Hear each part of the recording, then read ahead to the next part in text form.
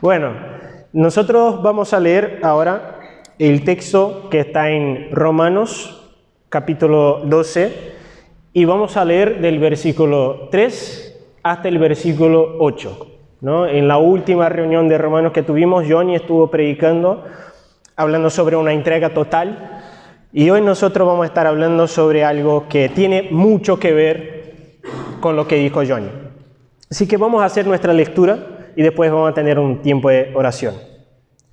Dice así: digo, pues, por la gracia que me es dada, a cada cual que está entre vosotros, que no tenga más alto concepto de sí que el que debe tener, sino que piense de sí con cordura, conforme a la medida de fe que Dios repartió a cada uno. Porque de la manera que en un cuerpo tenemos muchos miembros, pero no todos los miembros tienen la misma función, así nosotros, siendo muchos, somos un cuerpo en Cristo, y todos miembros los unos de los otros. De manera que, teniendo diferentes dones, según la gracia que nos es dada, si el de profecía, úsese conforme a la medida de la fe, o si de servicio, en servir, o el que enseña en la enseñanza, el que exhorta en la exhortación, el que reparte con liberalidad, el que preside con solicitud y el que hace misericordia con alegría. Oremos. Padre Santo, rogamos a ti, Señor, que tú nos capacites, Padre, a comprender tu palabra.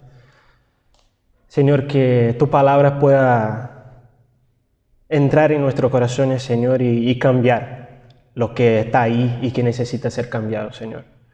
Queremos ser transformados, Señor, por la renovación de nuestro entendimiento. Queremos cumplir tu voluntad, Señor, voluntad que es buena, que es perfecta, que es agradable. Que tú nos ayudes, Señor, que tu palabra pueda hablar a nosotros en el día de hoy, ayudarme a poder exponer de manera fiel el texto que tenemos delante de nosotros y que podamos fructificar con lo que nosotros vamos comprendiendo y aprendiendo, Señor. Esa es nuestra oración en nombre de Jesús. Amén. Amén. Bueno, el nombre del mensaje es el cristiano prominente. No sé si todos saben qué significa ser prominente, así que yo traje una definición también de qué es ser prominente. Ser prominente significa ser una persona destacada, ser una persona notable o importante en un determinado campo, comunidad o sociedad. Ese tipo de persona suele tener una influencia significativa, un alto nivel de reconocimiento público o un gran impacto en su área de especialización.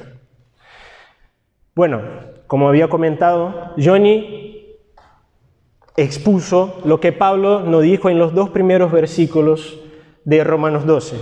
Y él nos llamó atención a las misericordias de Dios, que las misericordias de Dios eran la base del ruego de Pablo para que nosotros podamos presentar nuestro cuerpo como un sacrificio vivo, que podamos transformar nuestra mente por medio de la renovación de nuestro entendimiento para así cumplir la buena, agradable y perfecta voluntad de Dios.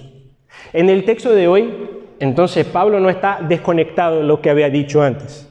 El texto de hoy es Pablo hablando sobre cómo vivir esa vida transformada. Cómo esa vida transformada se vuelve visible. Y lo que tiene para decir a nosotros tiene todo que ver con ser prominente. Pero eso no va a ser una predicación coach, así que tranquilo.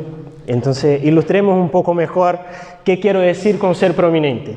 Hubo un momento en el ministerio de Cristo donde la mamá de 2 de sus discípulos se acercó a Cristo y le quería hacer una propuesta, ¿no? Ella pidió a Jesús que cuando Jesús esté reinando en su gloria, que sus hijos se asienten, uno a su derecha y otro a su izquierda. Lo que la mamá quería para los hijos era prominencia, quería destaque para estos hijos, querían que los hijos fueran exitosos. Y los otros discípulos escucharon eso y se enojaron. ¿no? No creo que se enojaron porque les pareció absurdo, creo que se enojaron porque no pensaron antes en hacer la misma propuesta a Jesús. Pero lo más interesante es lo que Jesús dice, y eso está en Mateo 25 al 28, si quieren buscar pueden, pero voy a leer aquí. Entonces Jesús, llamándolos, dijo: ¿sabéis que los gobernantes de las naciones se enseñorean de ellas y los que son grandes ejercen sobre ellas potestad? Mas entre vosotros no será así, sino que el que quiera hacerse grande entre vosotros será vuestro servidor. Y el que quiera ser el primero entre vosotros será vuestro siervo o esclavo en otras versiones. Como el Hijo del Hombre no vino para ser servido, sino para servir, para dar su vida en rescate por muchos. Lo que Jesús nos está diciendo es que un cristiano prominente es un cristiano que sirve. Y es justamente lo que se trata el pasaje de hoy. Afuera, cuando nosotros hablamos de excelencia, cuando hablamos de prominencia, nosotros siempre estamos pensando en cantidad, siempre estamos pensando en calidad, siempre estamos pensando en cuántas personas me están mirando, cuántas personas se inspiran en mí, cuántas personas quieren de alguna manera ser como yo. Pero Pablo dice en los primeros versículos que nosotros no podemos conformarnos con este siglo. Este es el pensamiento del siglo. No nos conformamos, sino que somos transformados. Y así que en el cristianismo, prominencia se gana por medio del servicio. Excelencia en el cristianismo es una vida que desborda el fruto del Espíritu. Éxito en el cristianismo es parecerse más con el Hijo del Hombre. En el cristianismo, la corona de espinos es una corona de gloria. En el cristianismo, la cruz es victoria. Esa es la transformación por la renovación de la mente que Pablo estaba hablando en los primeros versículos. Servicio no significa hacer cosas. Servicio no significa ser activo en la iglesia. Y servicio tampoco significa ayudar a alguien. Si la transformación cristiana está en el servicio, entonces nosotros necesitamos aprender qué significa el servicio y cómo podemos servir correctamente. Y esa es la gran pregunta para contestar hoy. ¿Cómo podemos servir correctamente? Y nosotros vamos a ver eso en 3 puntos, donde en el primer punto vamos a hablar sobre tener un correcto concepto de nosotros mismos. Aquí vamos a hablar sobre la muerte de nuestro ego y la muerte de nuestro orgullo. Después vamos a seguir hablando cómo necesitamos reconocer que somos parte de un cuerpo, que no estamos solos. Y aquí vamos a hablar sobre la muerte de nuestro individualismo como cristianos. Y vamos a terminar en el último punto hablando que nuestra vida es para edificar este cuerpo, que reconocemos que somos parte. Y vamos a hablar sobre el gozo de poder servir. Y vamos a llegar a la conclusión de que el cristiano prominente es aquel que sirve, pero no sirve para él mismo, sino que sirve para que otro crezca, mientras que él mengue. Así que para servir correctamente es necesario, en el primer punto, tener un concepto correcto, adecuado de mí. Versículo 3, vamos a estar solo en el versículo 3. Pablo arranca diciendo, digo pues. Pablo está haciendo una referencia justamente a los versículos anteriores, sobre cómo comprobar, cómo probar esta voluntad de Dios que es buena, que es perfecta, que es agradable. Y él habla algo que es muy interesante, porque él dice que va a decir por la gracia que le fue dada. Si nosotros vamos a investigar qué Pablo quiere decir con eso, la gran mayoría de los comentaristas llegan a la misma conclusión. Pablo está hablando de su ministerio apostólico. Pablo está hablando que él está hablando como un apóstol, es decir, como alguien que tiene una autoridad de revelar cosas de Dios. Entonces lo que Pablo tiene a decir es un mandamiento de Dios. Entonces Pablo no está hablando que es su propia opinión. Pablo está hablando bajo la gracia que le fue dada, la gracia de ser un apóstol.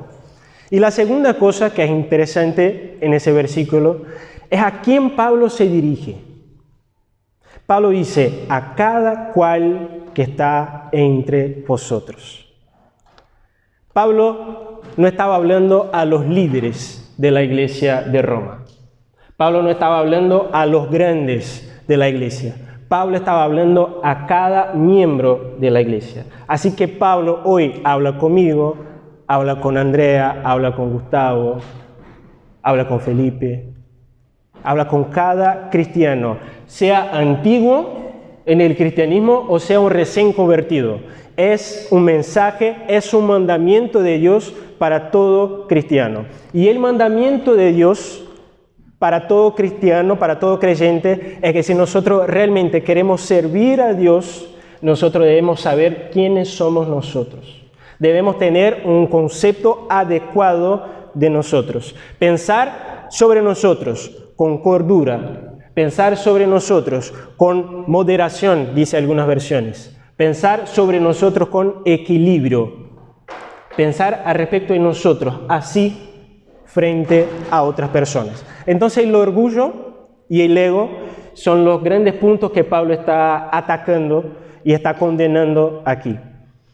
Y si nosotros pensamos contextualmente, uno de los grandes problemas de Roma y de los tiempos de Pablo era la autoexaltación. Bueno, todavía es un gran problema que tenemos en nuestra sociedad, la autoexaltación, ¿no? Una autoestima muy elevada.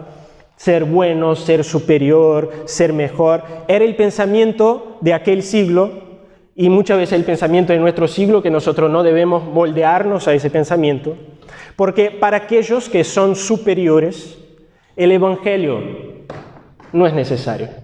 Nosotros ya hablamos aquí que el Evangelio no es para quien es bueno, el Evangelio es para los malos. Los malos necesitan salvación, los buenos no. Para quien se siente superior, esta persona no quiere servir. El superior quiere ser servido. Y cuando hace algo, cuando alguien que se siente superior hace algo, no está sirviendo a nadie, sino que está sirviendo a sí mismo. Está sirviendo a su propio ego. Pablo no simplemente condena el orgullo, sino que nos da un camino para la humildad, ¿no?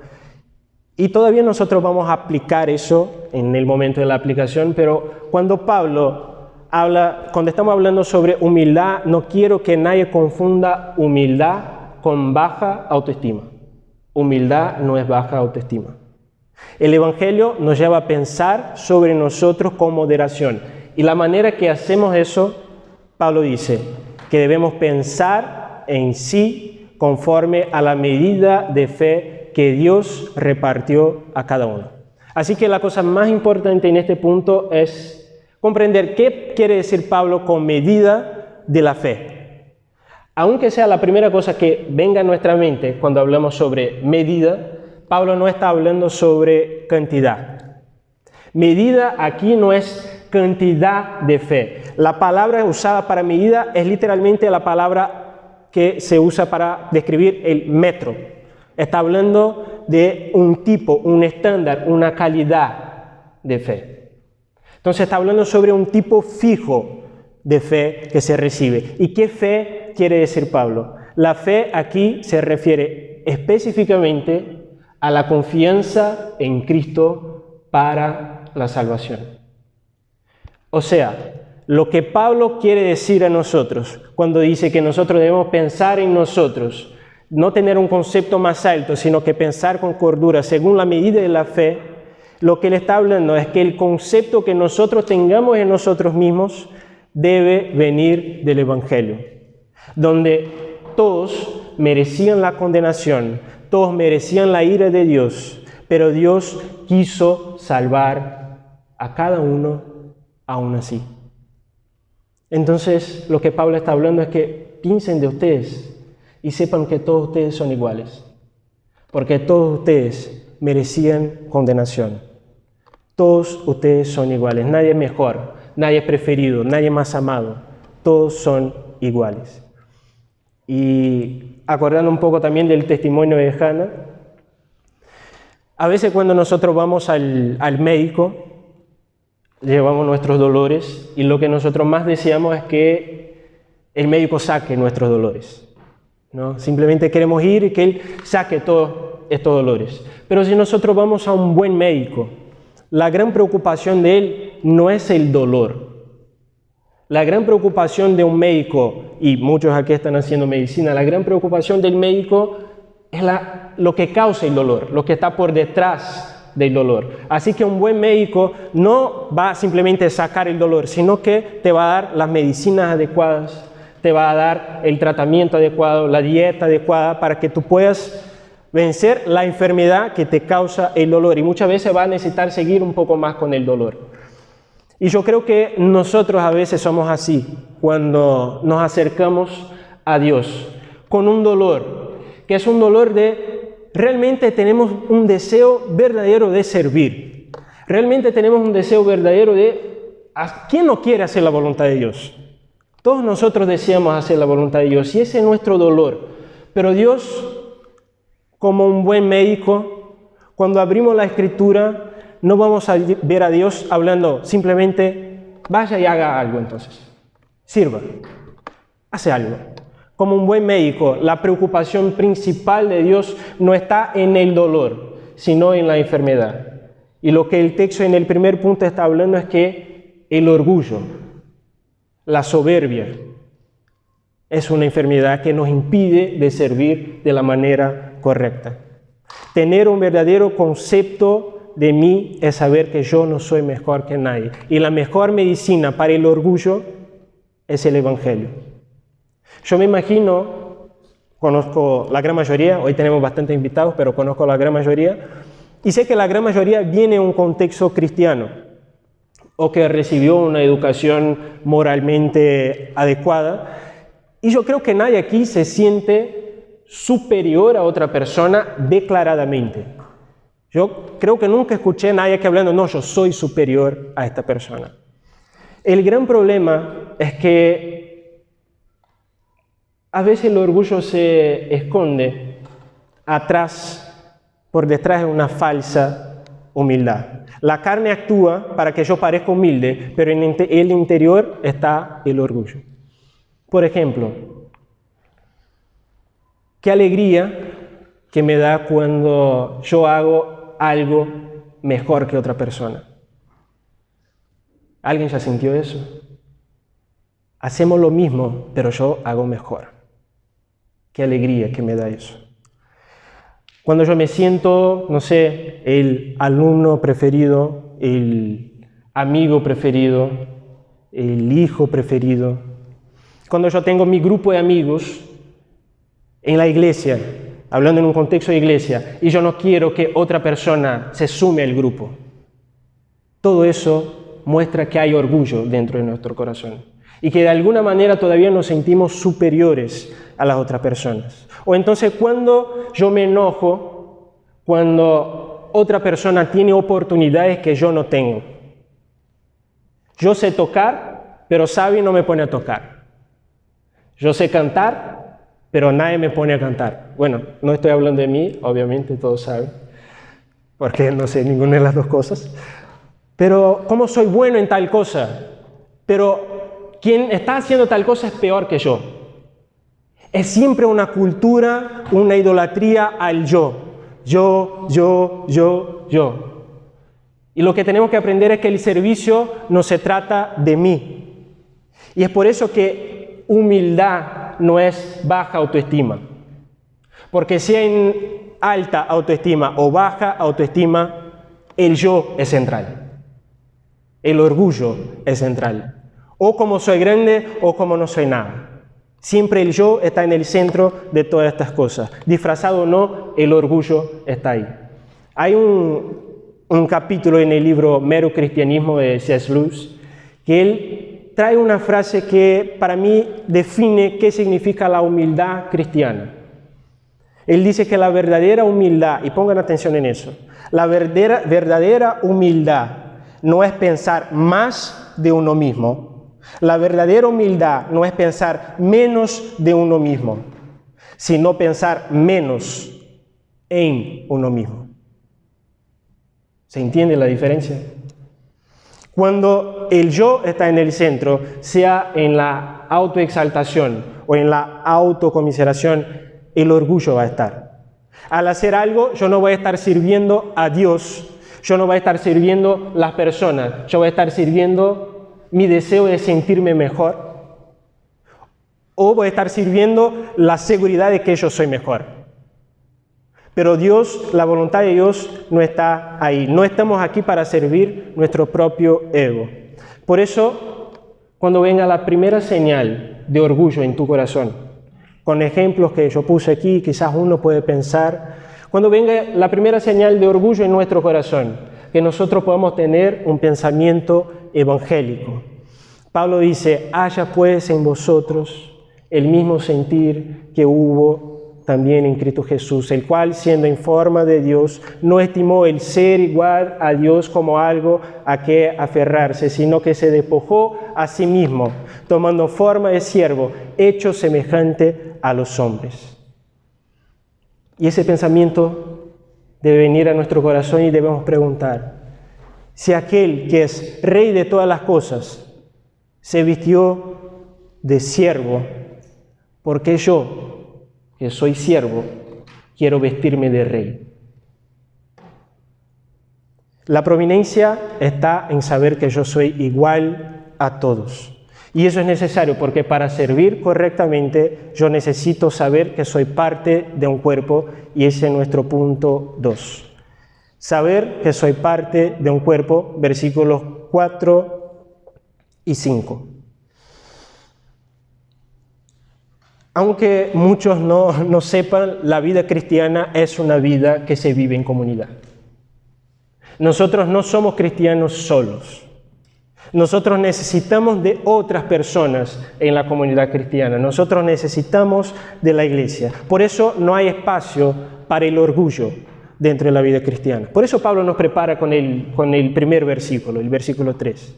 Y la ilustración que Pablo usa para que sepamos que nosotros somos parte de un cuerpo, es justamente el cuerpo humano, que es un tema que Pablo trata de una manera muchísimo más amplia en 1 Corintios 12, ¿no?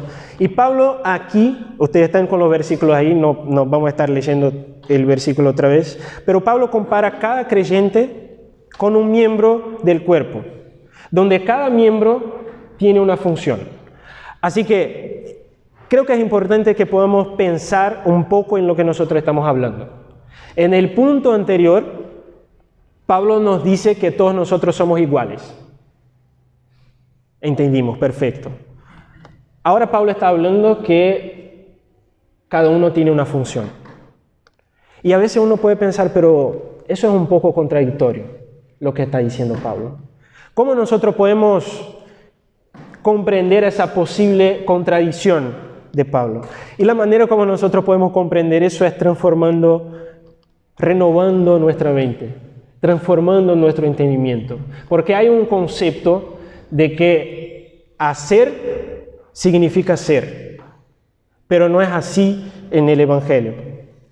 Hay funciones distintas y todavía vamos a hablar sobre las funciones, pero todos son parte del mismo cuerpo. Nosotros somos iguales porque todos nosotros fuimos salvados de una misma condenación. Todos nosotros fuimos injertados en el mismo cuerpo que fue comprado, no con precio de cosas perecederas, sino que con precio de sangre.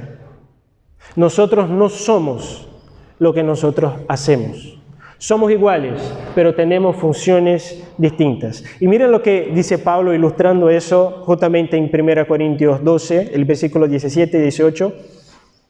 Él habla de eso, todos somos un cuerpo, pero no todos hacemos la misma cosa, porque él dice, si todo el cuerpo fuese ojo, ¿dónde estaría el oído?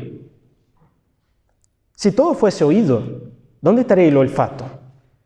Mas ahora Dios ha colocado los miembros, cada uno de ellos en el cuerpo, como Él quiso. Tenemos funciones distintas, pero tenemos que reconocer que somos parte de un mismo cuerpo. Y a tal punto que somos parte de un mismo cuerpo, que Pablo dice que todos son miembros unos de los otros. Y eso es muy importante comprender, y entonces yo voy a volver a 1 Corintios 12 otra vez, ahora en el versículo 21, para que nosotros veamos lo que Pablo quiere decir con ser miembros unos de los otros. Él dice, versículo 21, pero ahora son muchos los miembros, pero el cuerpo es uno. Atención en eso. Ni el ojo puede decir a la mano, no te necesito. Ni tampoco la cabeza a los pies, no tengo necesidad de vosotros. Ser miembros uno de los otros significa que nosotros necesitamos unos de los otros. Para ser iglesia, nosotros necesitamos unos de los otros. Yo necesito de Gonzalo. Yo necesito de cada uno de ustedes. Cuando yo era niño, yo escuché una historia que creo que puede hacer con que podamos comprender un poco mejor eso. Era una historia donde el personaje principal era una nariz que estaba muy enojada porque necesitaba quedar cargando los anteojos. No era su culpa, los ojos eran los débiles, pero él necesitaba cargar los anteojos, le quedaba marcado con los anteojos, ya no soportaba más eso y dijo, ya no quiero más. Ojo, está contigo, no te necesito, no voy más a cargar eso. Y bueno, en esta situación la persona ya no estaba en anteojos y en un momento la persona estaba caminando y en su camino había una piedra. Los ojos que estaban sin anteojos no pudieron ver la piedra y entonces la persona tropezó. Ahora, ¿quién fue la primera parte del cuerpo que conoció el piso? Fue la nariz. Y eso nos sirve a nosotros para mostrar que si yo creo que yo no necesito de mi hermano, yo todavía no comprendí qué significa ser iglesia. Es necesario que yo tenga un concepto adecuado de mí, pues en mi vida cristiana mi servicio está directamente involucrado con la iglesia. Es decir, está involucrado con cada hermano. ¿Estamos hablando de todos los hermanos en el mundo que creen en Cristo? Sí, pero principalmente estamos hablando de los hermanos de la iglesia local. Pablo está hablando de los hermanos de Roma y yo estoy hablando de los hermanos de la iglesia bautista del 11. Todos nosotros necesitamos unos de los otros. La iglesia no es un edificio, la iglesia son personas. Y es muy incoherente decir que soy parte de un cuerpo, que soy parte de mi hermano, necesito de mi hermano, pero al mismo tiempo pensar que no es tan importante congregarme. Es totalmente incoherente no priorizar en nuestra vida, en nuestra agenda, la adoración pública, principalmente los domingos. Y con frecuencia dejar de venir, porque yo tengo otras cosas, porque yo tengo otros compromisos. O la típica que estoy cansado, que a veces la persona puede realmente estar cansada, pero si yo soy cuerpo, si yo creo que necesito y sé que necesito a mi hermano, es incoherente venir a la iglesia, venir a la adoración pública, pero venir por obligación nomás. No venir con gozo de estar con otros hermanos. Cuando yo reconozco que soy cuerpo, pero reconozco de una manera muy superficial, solamente reconozco que soy parte de un grupo de personas, pasan cosas dentro de la iglesia como el chisme, que es muy triste que la iglesia sea conocida como un lugar donde hay chismes. Pasa discusiones dentro de la iglesia, pasa enojos por tonterías. Ni siquiera son razones buenas para estar enojados uno con otro, sino que la gente se enoja. Y cuando yo digo chisme, yo no estoy llamando chismoso solamente a la persona que habla. También estoy llamando chismoso a la persona que escucha y no hace nada. Porque cuando yo soy cuerpo, cuando yo sé que yo necesito de mi hermano, cuando yo sé que somos un cuerpo en Cristo, al escuchar a alguien hablando de mi hermano, yo voy a salir en su defensa. Y yo voy con amor reprender a aquel que está haciendo el chisme, que está hablando mal, diciendo que es totalmente incoherente lo que él está haciendo, porque él es parte del mismo cuerpo. Hablar mal de un hermano es hablar mal de sí mismo. Cuando yo soy cuerpo, yo no voy a entrar en discusiones sin sentido, sino que yo voy a pasar por alto la ofensa, sino que yo voy a elegir siempre pacificar. Cuando yo soy cuerpo, yo voy a perdonar a mi hermano, aunque él no me pida perdón. Voy a orar para que Dios pueda traer ese arrepentimiento a su corazón también, pero yo lo voy a perdonar. ¿Por qué? Porque es mi hermano. Cuando yo soy cuerpo, yo voy a buscar conocer cuáles son las necesidades de Abraham. Voy a buscar conocer cuáles son las necesidades de Jonathan y saber cómo puedo ayudar en estas necesidades. Cuando yo soy cuerpo, yo sé que hacer no significa ser. Yo puedo hablar muy bien, yo puedo cantar muy bien, yo puedo tocar muy bien, yo puedo ser un crack en muchas cosas. Pero aún así, yo necesito de aquel hermano que no canta, que no toca, que parece que no es crack en nada, pero que ama.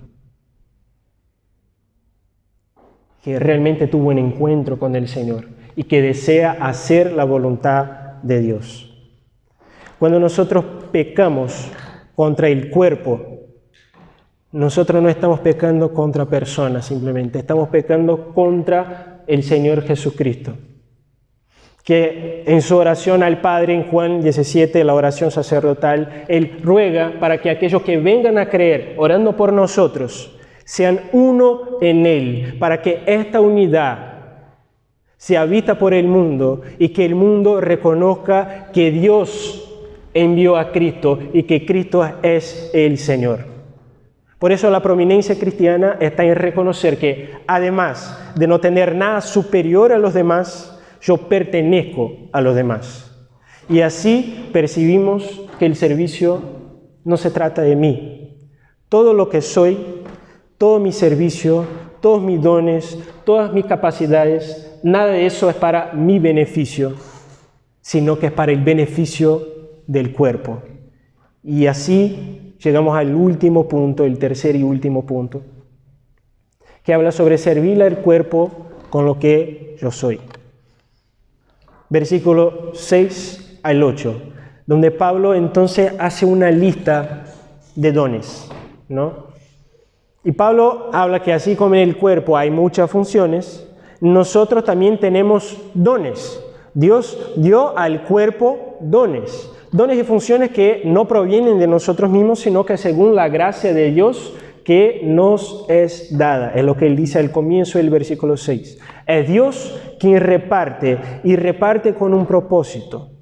Dios todo lo que hace con un propósito, todo lo que hace con un orden, todo lo que Dios hace con una norma de uso. Todo lo que Dios hace con un propósito específico. Cuando Dios hace la creación y dice, para el mar, hasta aquí vas a llegar, Dios cuando da los dones, cuando distribuye los dones, Él también da con instrucciones a quien recibe el don. No usamos el don de Dios como nosotros queremos, como se nos ocurre. Hay un orden, hay una manera, hay un límite. Que si nosotros ultrapasamos el límite, nosotros perdimos el propósito de lo que nosotros estamos haciendo.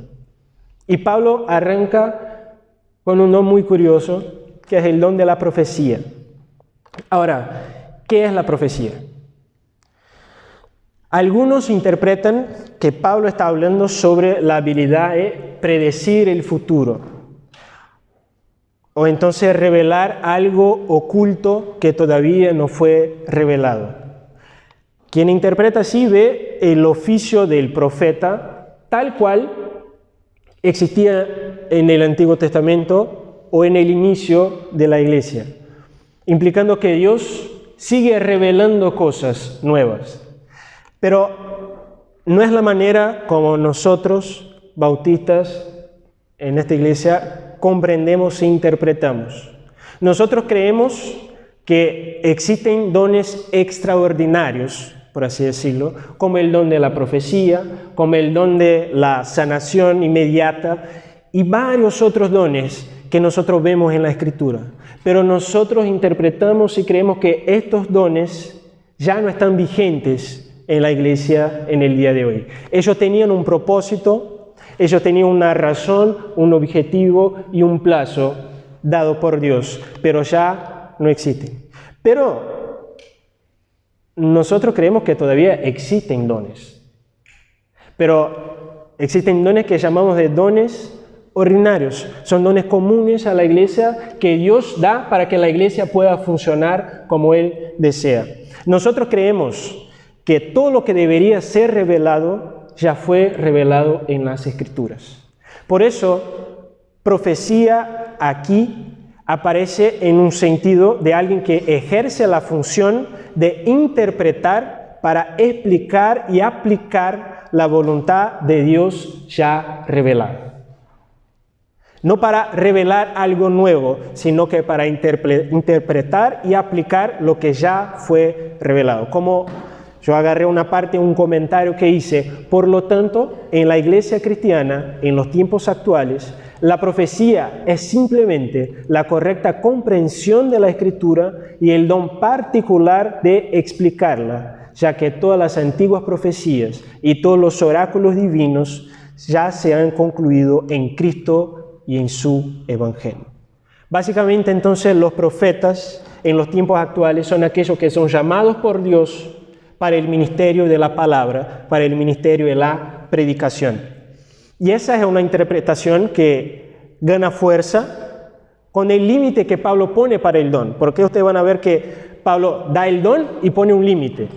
Y el límite de la profecía es: úsese conforme la medida de la fe. Y medida aquí tampoco se refiere a cantidad de fe. Aquel que tiene más fe va a profetizar más. No es lo que está diciendo Pablo, porque medida aquí está relacionado a analogía, a coherencia. Y fe aquí está hablando sobre los principios fundamentales de la fe cristiana. Fe aquí está hablando sobre las doctrinas básicas, la sana doctrina de la iglesia, que fue revelada en la Escritura. Entonces, en otras palabras, aquel que es llamado a predicar, aquel que es llamado a ser profeta, debe hacerlo fielmente según la doctrina que ya fue revelada en la Escritura. Él no puede pasar de eso, él no puede traer una nueva doctrina, él no puede revelar algo nuevo, porque el límite del don es que tiene que usar según la medida de la fe. Toda enseñanza que no tiene plena correspondencia con la Escritura es una doctrina falsa en el cristianismo. Y todo predicador que predica una doctrina falsa es un falso profeta. Por eso escuchamos a veces un falso profeta. Es alguien que no predica algo que está en la Escritura, algo que ya fue revelado. Creo que ese era el don más complejo y quizá un poco más difícil para explicar sobre la interpretación. Así que vamos a seguir con los otros dones y si alguien después tiene alguna duda podemos seguir charlando. Pero Pablo sigue hablando sí de servicio en servir. Servicio aquí es la misma palabra que se usa para el término diácono, ¿no? Estamos hablando de personas que son llamadas a servir a las necesidades de las personas, a las necesidades materiales de la persona. No sé quién se acuerda en la elección de los diáconos en Hechos. Fueron necesarios porque los apóstoles ya no podían seguir sirviendo la mesa porque ellos necesitaban dedicarse a la exposición de la Escritura.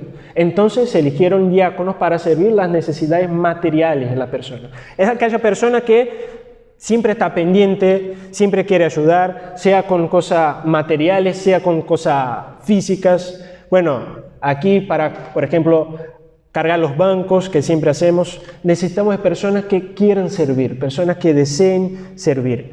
Y aunque sea servir en cosas materiales, no estamos hablando que es algo inferior a otras cosas, porque si nosotros vamos a la definición de cómo debe ser un diácono en la iglesia, ahí en Hechos mismo dice que esa función debe ser dada a personas de buen testimonio, lleno del Espíritu Santo y de sabiduría.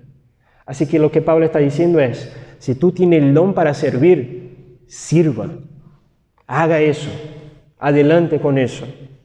Y sigue, o el que enseña en la enseñanza.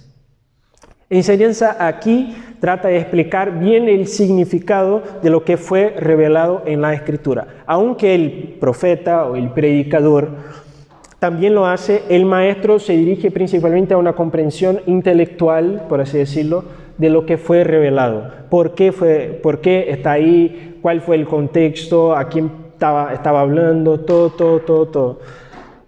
Una clase escuela bíblica es distinta de una predicación. Nosotros reconocemos eso. Y lo que Pablo está hablando es aquel que tiene ese don. Dios da don de enseñanza y de maestría a la iglesia, que los maestros pueden enseñar, que hagan eso. Y él sigue, el que exhorta en la exhortación. Exhortación no tiene nada que ver con reprensión. A veces nosotros confundimos la palabra, voy a recibir una exhortación, y uno se queda como, Dios mío, ¿qué me van a hablar? Pero exhortación no es reprensión. Exhortación tiene que ver con ánimo, tiene que ver con consuelo. El objetivo de la exhortación es llegar al corazón de la persona, a la conciencia de la persona, a la voluntad de la persona. Es dar un ánimo a la persona que está desanimada con la vida cristiana. No es la persona que sabe hacer buenos chistes, aunque a veces puede funcionar, sino que es la persona que sabe cuando tú estás mal con tu caminada cristiana, tú ya no sabes qué hacer, tú hablas con aquella persona y tú sales animado, consolado, deseando seguir la carrera cristiana. Y entonces aquel que tiene el don de hacer eso, debe seguir firme haciendo eso. Y Pablo sigue con un don que no son todos los que desean, que es el don que el que reparte, que lo haga con liberalidad. Y aquí literalmente estamos hablando de aquellos que reparten sus recursos personales, ¿no? Personas que por un llamamiento de Dios, personas que por condiciones dadas por Dios, quieren y desean repartir mucho más de lo que es el usual. Y que tal persona que tiene eso en el corazón, tiene eso como un llamamiento de Dios, que pueda ejecutar eso, que haga con liberalidad, porque es un don que Dios también da a la iglesia. Y él dice también, el que preside con solicitud. Presidir es el liderazgo, ¿no? Aquellos cargos de gobierno y supervisión en la iglesia. Por ejemplo, pastores, ¿no? A estos hombres es dada la tarea de pastorear, de cuidar con solicitud. Ese es el límite, esa es la instrucción que da Pablo. Pendientes de las ovejas. Ellos deben velar por el alma de aquellos que presiden. Si alguien desea eso, tiene que estar muy atento a estas cosas. Y Pablo termina con el don de misericordia, que aquí está conectado al cuidado de los enfermos, al cuidado de aquellos que nadie más quiere cuidar, que quizás otro tiene asco de hacer, pero hay gente que hace y lo desea hacer, tiene el corazón que quema por eso. Personas que van a los hospitales, que van a las cárceles y que hacen cosas que uno dice, pero ¿cómo puedes? Es un don de Dios, pero es un don que muchas veces trae un desánimo. No es fácil. Por eso la instrucción de Pablo es que aquel que tiene el don de misericordia, que lo haga con alegría. Así Pablo está exhortando a aquellos que tienen don de misericordia. Hagan con alegría, ánimo en lo que ustedes están haciendo. Terminamos la lista y nos queda una pregunta. ¿Qué eso significa para nosotros? ¿Será entonces que solamente aquel que tiene el don de misericordia tiene que cuidar de los enfermos y los otros no necesitan hacer nada? ¿Será que solamente aquellos que tienen el don de servicio como diácono y servir las mesas necesitan hacer los trabajos físicos y todo eso y los otros no necesitan hacer nada? ¿Será que solamente el que tiene el don de enseñar necesita explicar la Escritura a otras personas mientras yo, que no tengo ese don, puedo quedar tranquilo? ¿Será que nosotros solo tenemos que servir donde nosotros nos sentimos cómodos y capaces de servir? Yo no sé cuántos aquí saben cómo nosotros estamos prendiendo el proyector, el cañón. Nosotros estamos usando, ¿está ahí? No. Y está por allá, ¿no? Sí, está ahí. Son un montón de palos conectados con cinta que usamos para prender el proyector, porque el control que deberían dar ya no anda, ¿no? Aunque no sea la función del palo hacer lo que está haciendo, para el buen funcionamiento de esta reunión, el palo está ejecutando la función. Así también nosotros, ¿no? Hay momentos de necesidad en el cuerpo donde nosotros vamos a actuar, donde es importante actuar. Y nosotros vamos a hacer eso con gozo. Nosotros vamos a hacer eso simplemente por el privilegio de poder servir en el cuerpo. Yo no tengo que servir solamente donde me agrada, sino donde hay necesidad. Es bueno servir donde hay necesidad. Pero siempre tenemos que acordar que aunque nosotros podamos y debamos muchas veces ocuparnos de un poco de cada cosa en la vida cristiana, es decir, enseñar, exhortar, ayudar, servir, tener misericordia, Dios dispuso funciones. Dios otorgó dones a las personas que están en la iglesia. Aunque el palo sirva para prender el proyector, sería buenísimo si él pudiera estar disponible para la escoba. Tuvimos la actividad la semana pasada y no teníamos el palo para poner la escoba para arreglar las cosas arriba, porque el palo estaba siendo usado para prender el proyector, ¿no? Qué bueno sería que el palo pudiera servir a la escoba mientras el control ejecute su función. Pero pasa que muchos no ejecutan su función. Muchos saben cuál es su don, pero dicen que no tienen tiempo, están ocupados para hacer otras cosas, las prioridades son otras, y cuando yo termine lo que yo estoy haciendo ahora, sea un tiempo en el trabajo, sea un tiempo en mi carrera, sea cualquier otra cosa, ahí sí yo voy a servir, ahí sí voy a ejecutar mi función. La gran pregunta es, que tú necesitas contestar a ti mismo es, ¿será mismo?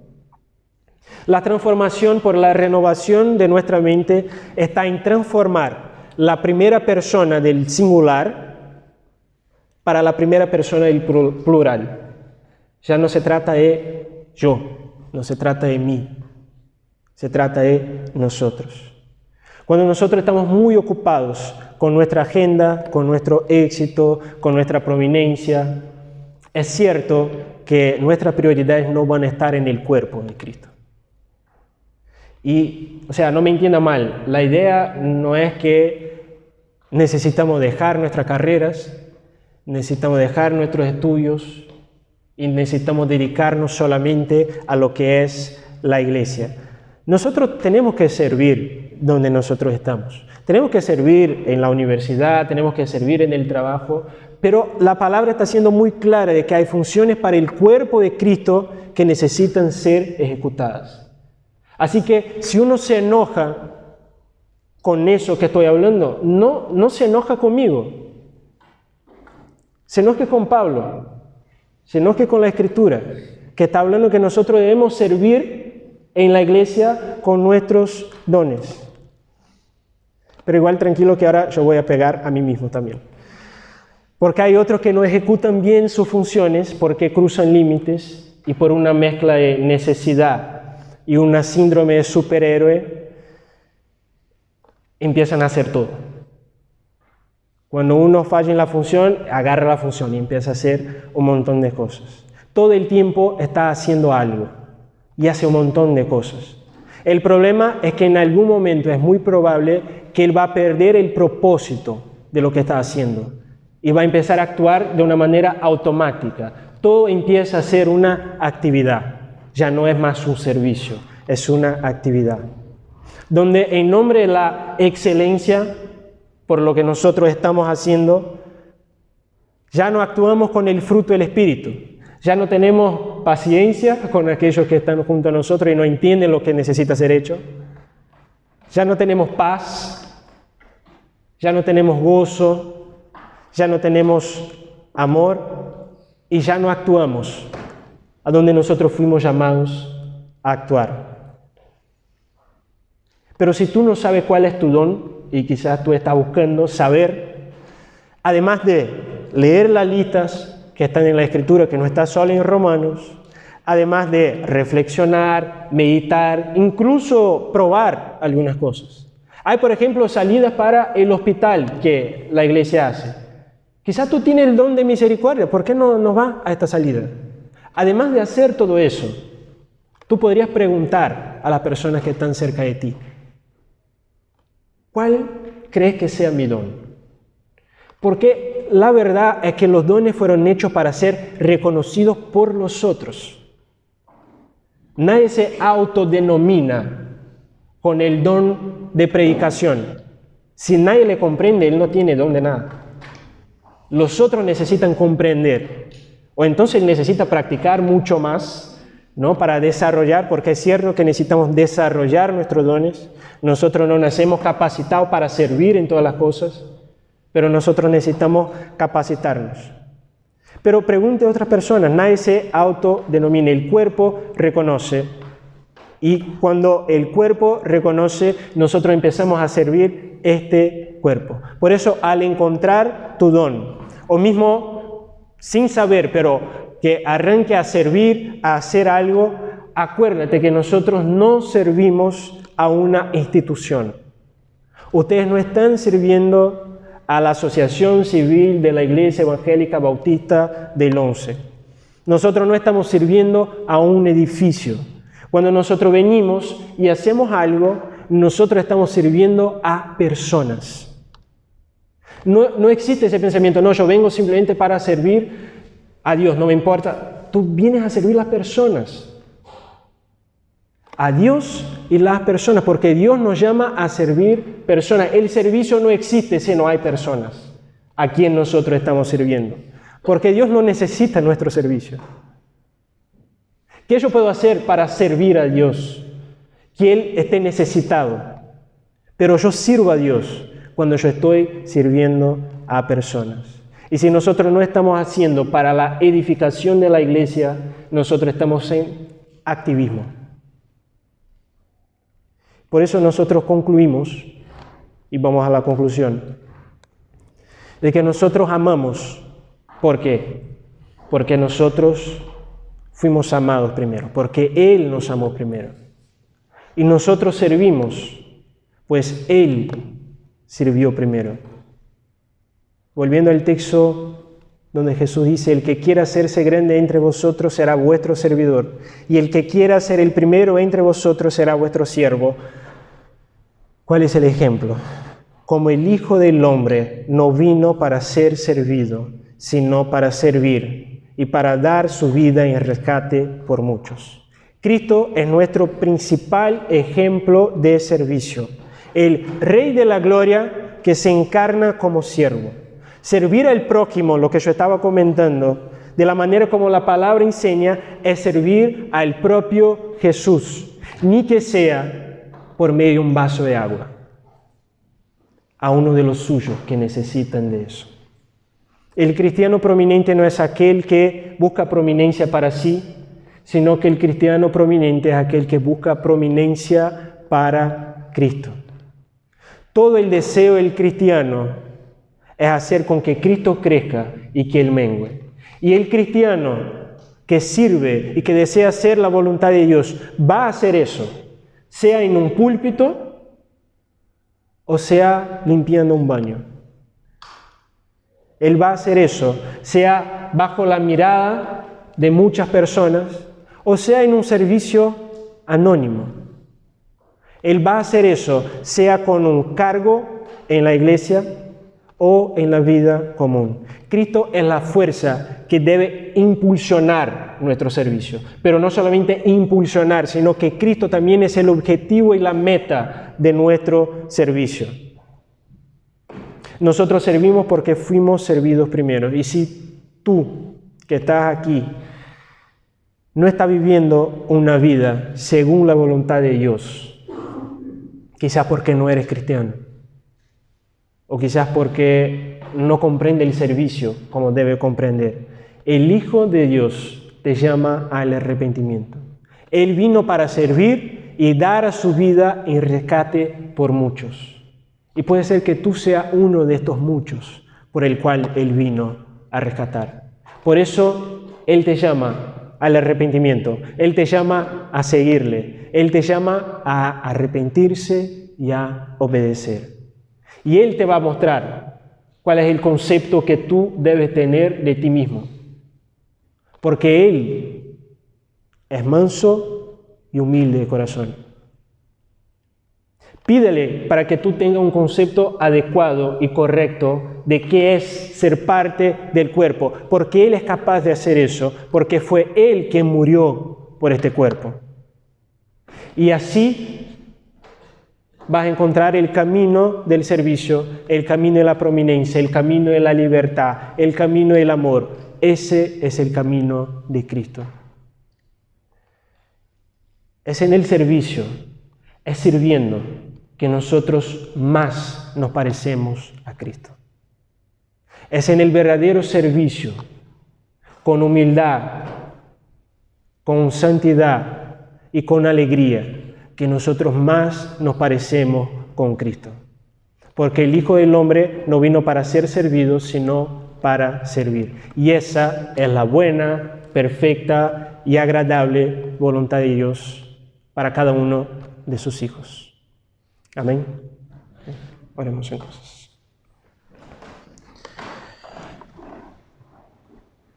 Señor, bendito sea tu nombre. Ayúdanos, Señor, a aprender con Cristo, que es el servicio, Señor. Señor, enséñanos a ser humildes como Cristo. Enséñanos, Señor, a desear que otros sean más amados que nosotros. Enséñanos a desear que otros sean más vistos que nosotros. Enséñanos, Señor, a estar contentos cuando otros reciben aplausos mientras nosotros seguimos en el anonimato. Ayúdanos, Señor, a tener la mente de Cristo, tener un corazón que sirve, Señor, reconociendo que no merecemos absolutamente nada. Y tú nos das el privilegio de servirte a ti, Señor, por medio de las buenas obras que son hechas para nuestro prójimo. Ayúdanos, Señor, a tener un concepto correcto del cuerpo, que, Señor, no vengamos a ser personas que hacen chismes, que estén involucrados en discusiones, en enojos, sino que más bien seamos personas que defienden el honor de nuestros hermanos, que buscan pacificar, Señor, y que buscan conectar cada vez más nuestros hermanos a ti, Señor. Ayúdanos a servir la iglesia con todo lo que nosotros somos y nuestros dones. Señor, que podamos actuar como iglesia para el buen funcionamiento del cuerpo. Así oramos, Señor, y agradecemos en nombre de Jesús. Amén.